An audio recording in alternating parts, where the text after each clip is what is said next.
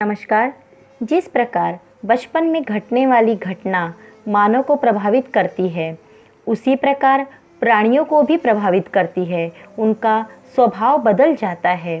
इसी को हम महादेव वर्मा की कहानी दुर्मुख खरगोश में सुनेंगे।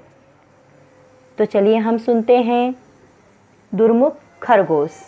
किसी को विश्वास न होगा कि बोलचाल के लड़ाकू विशेषण से लेकर शुद्ध संस्कृति की दुर्मुख, दुर्वासा जैसी संज्ञाओं तक का भार संभालने वाला एक कोमल प्राण खरगोश था। परंतु यथार्थ कभी कभी कल्पना की सीमा नाप लेता है। किसी सजातीय विजातीय जीव से मेल न रखने के कारण माली ने उस खरगोश का लड़ाकू नाम रख दिया।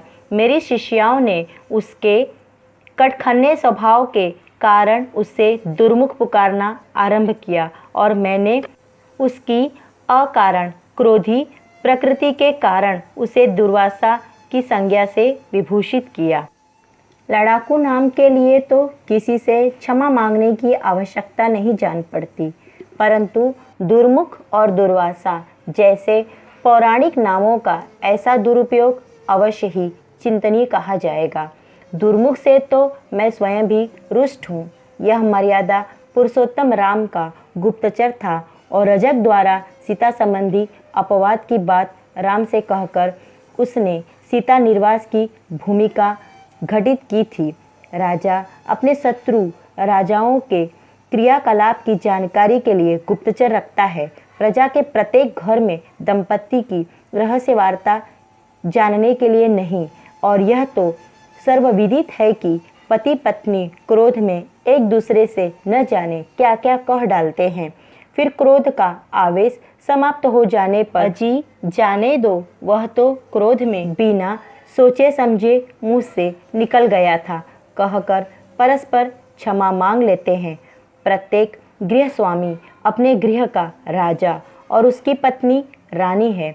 कोई गुप्तचर चाहे वह देश के राजा का ही क्यों न हो, यदि उनकी निजी वार्ता को सार्वजनिक घटना के रूप में प्रचारित कर दे तो उसे गुप्तचर का अनधिकार दुष्टाचार ही कहा जाएगा।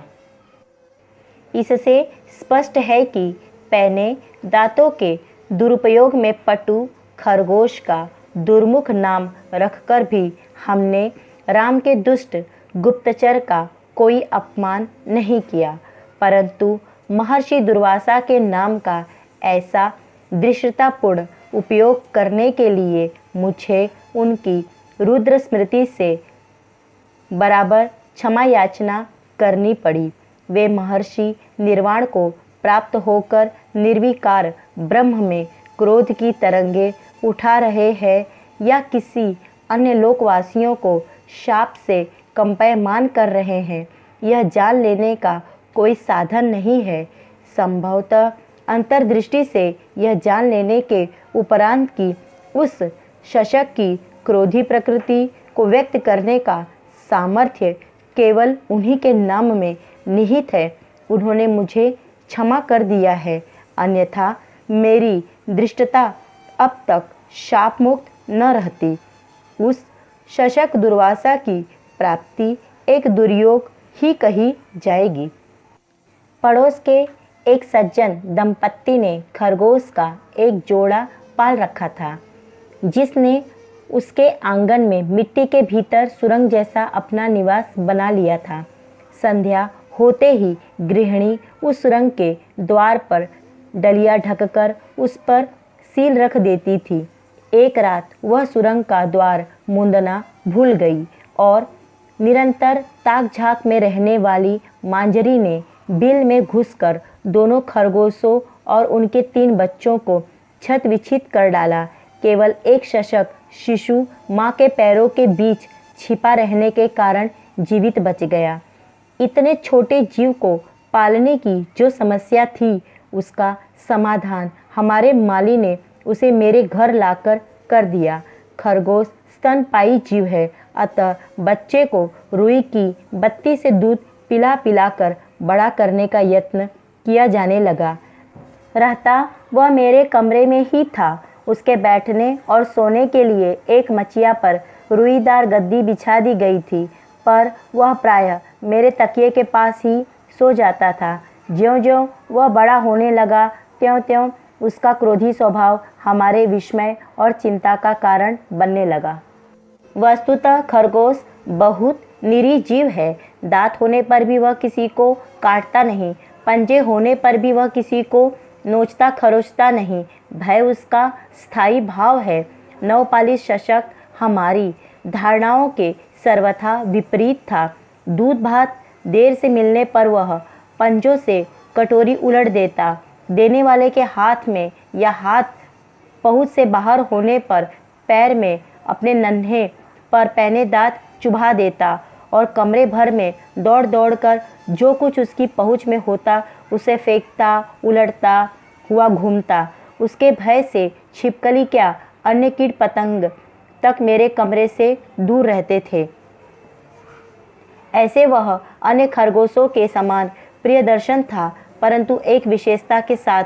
कुछ बड़े बड़े सघन, कोमल और चमकीले फर के रोमों से उसका शरीर आच्छादित था।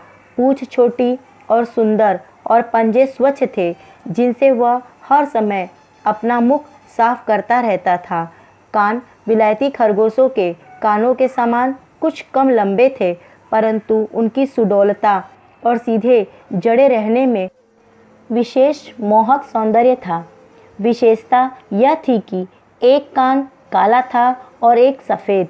काले कान के ओर की आँख काली थी और सफ़ेद कान के ओर की लाल।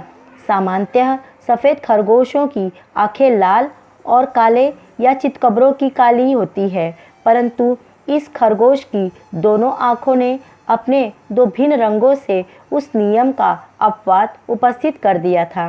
कभी कभी लगता मानो दो भिन्न खरगोशों का आधा आधा शरीर जोड़कर एक बना दिया गया हो और आँखों में एक ओर नीलम और दूसरी ओर रूबी का चमकीला मन का जड़ दिया हो। स्वजाति की सतर्कता और आतंकित मुद्रा का उसमें सर्वथा अभाव था। मेरे कमरे में स्प्रिंगदार जाली के दरवाजे लगे हैं और खिड़कियों में भी जाली है। अचानक किसी कुत्ते बिल्ली के भीतर आ जाने की संभावना नहीं रहती थी, परंतु जाली के बाहर तो वे प्राय आकर मेरी प्रतीक्षा में खड़े हो ही जाते थे। खरगोश न भागता, नहीं कहीं छिपने का प्रयत्न करता, वरन जाली के पास आकर क्रोधित मुद्रा में अपनी दोनों काली लाल आँखों से उन्हें घूरता रहता।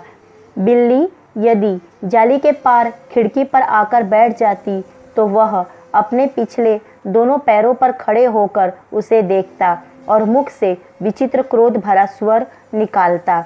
मेरे कमरे में दुर्मुख के रहने से शेष पशु पक्षियों को निर्वासन ही मिल गया था। इसी से जब वह कुछ बड़ा, हृष्ट-पुष्ट और चिकना हो गया, तब मैंने उसे अपने पशु पक्षियों के रहने के लिए बने जाली के घर में पहुंचाना उचित समझा। वहां आधा फर्श सीमेंट का है और आधा कच्चा मिट्टी का, क्योंकि खरगोश जैसे जीव मिट्टी खोदकर अपने लिए निवास बनाकर ही प्रसन्न रहते हैं। पिंजड़े या पक्के फर्श वाले घर में उनके जीवन का स्वाभाविक विकास और उल्लास रुक जाता है। दुर्मुख ने पहले तो मिट्टी खोदकर अपने रहने के लिए सुरंग जैसा घर बनाया और उस निर्माण कार्य से अवकाश मिलते ही जाली घर के अन्य निवासियों से युद्धम देही कहना आरंभ किया।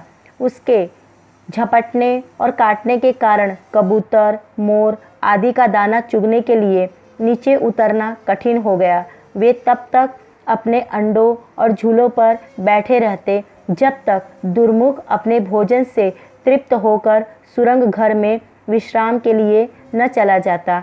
कभी कभी सुरंग में भी उसे अपने प्रतिद्वंदियों के नीचे उतरने की आहट मिल जाती। तब वह अचानक उन पर आक्रमण कर किसी को गर्दन और किसी के पैरों में अपने पैने दांत गड़ा देता और वे आंतरस्वर से कोलाहल करते हुए ऊपर उड़ जाते। अंत में यह सोचकर कि दुर्मुख के क्रोधी स्वभाव के कारण संभवतः उसका स्वजाति शून्य अकेलापन है, मैं नखास कोने में बड़े मियाँ से एक शशक वधु खरीद लाई। वह हिमखंड जैसी चमकीली, शुभ्र और लाल विद्रुम जैसी सुंदर आंखों वाली थी। इसी से उसे हम हिमानी कहने लगे। पर मेरी यह धारणा कि दुर्मुख उसके साथ शिष्ट खरगोश के समान व्यवहार करेगा भ्रांत सिद्ध हुई। अपनी काली लाल आंखों में मानो धूम और ज्वाला मिलाकर आग्नेय दृष्टि से उसने नवागता को देखा और फिर आक्रमण कर दिया। बड़ी कठिनाई से हम उस बेचारी की रक्षा कर सके। अपने बिल में तो दुर्मुख ने उसे घुसने ही नहीं दिया, और जब एक बार उसकी अनुपस्थिति का लाभ उठाकर हिमानी ने उसके सुरंग भवन में प्रवेश का साहस किया, तब सुरंग के स्वामी ने अचानक लौटकर उसे कानों से खींचते हुए बाहर ही नहीं निकाल दिया। उसके सुंदर, कोमल और हिम शुभ्र कानों को कुतरकर लहूलुहान भी कर डाला। निरुपाय हिमानी ने जब दूसरा बिल खोद कर और उसमें कोमल हरी दूब बिछाकर अपना विश्राम कक्ष तैयार किया, तब दुर्मुख उस पर भी अपना अधिकार जमाने के लिए लड़ने लगा।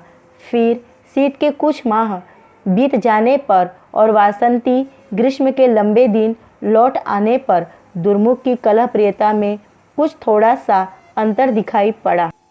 एक दिन जब हिमानी अपने बिल से 6 शावकों की सेना लेकर निकली, तो जाली घर में ही नहीं, मेरे घर में भी उल्लास उत्सव की लहर बह गई।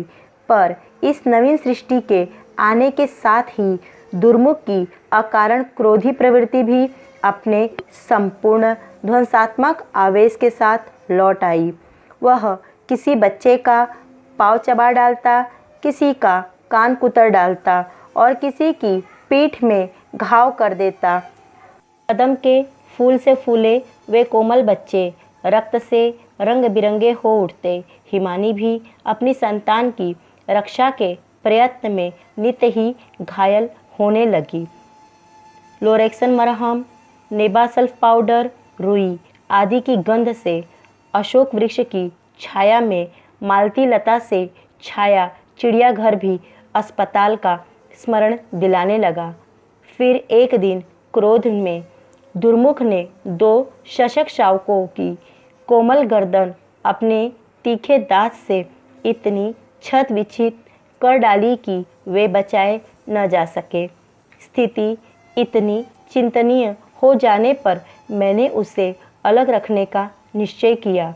बड़े जाली घर के पास एक छोटा जाली घर बनाकर उसमें दुर्मुख को स्थानांतरित किया गया, जहाँ से वह देख सबको सकता था, परंतु उन पर आक्रमण करने में असमर्थ था।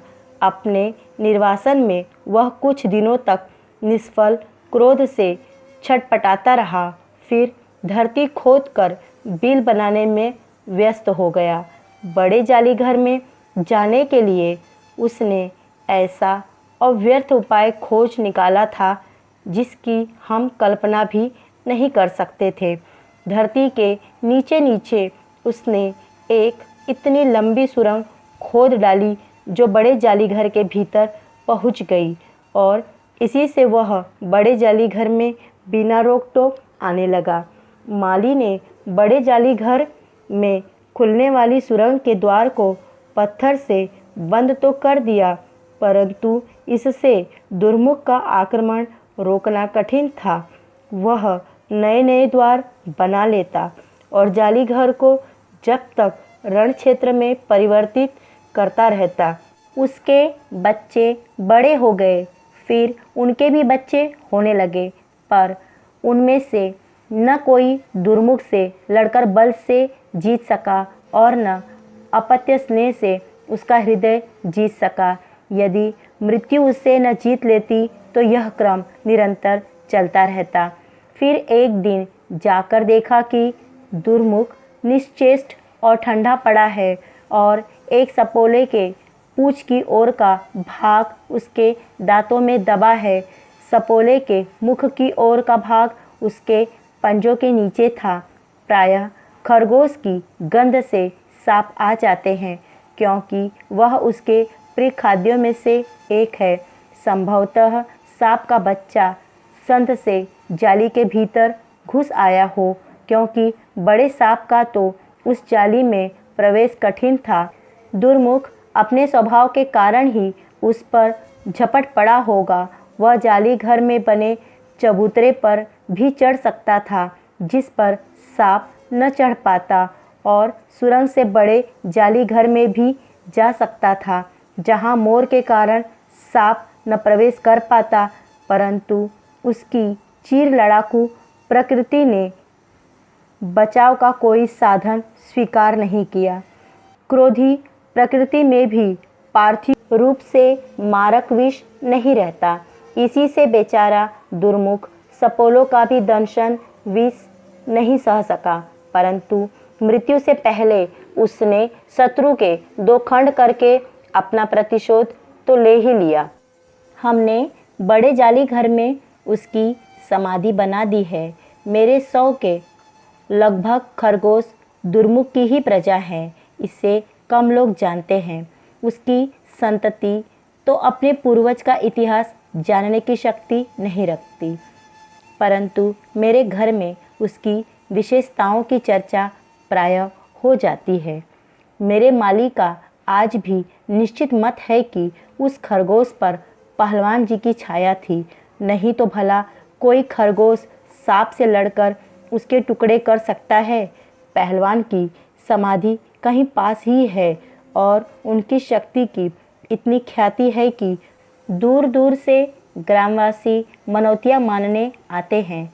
पर मुझे आज भी वह छोटा मैग्नोलिया के फूल सा कोमल श्वेत सशक सावक स्मरण हो आता है, जिसके जीवन के आरंभ में ही उस पर दुर्योग से मार्जरी की निष्ठुर छाया आ पड़ी थी। यदि वह अन्य शावक के समान खेलता खाता माँ की स्नेह छाया में बड़ा होता तो पता नहीं कैसा होता। धन्यवाद।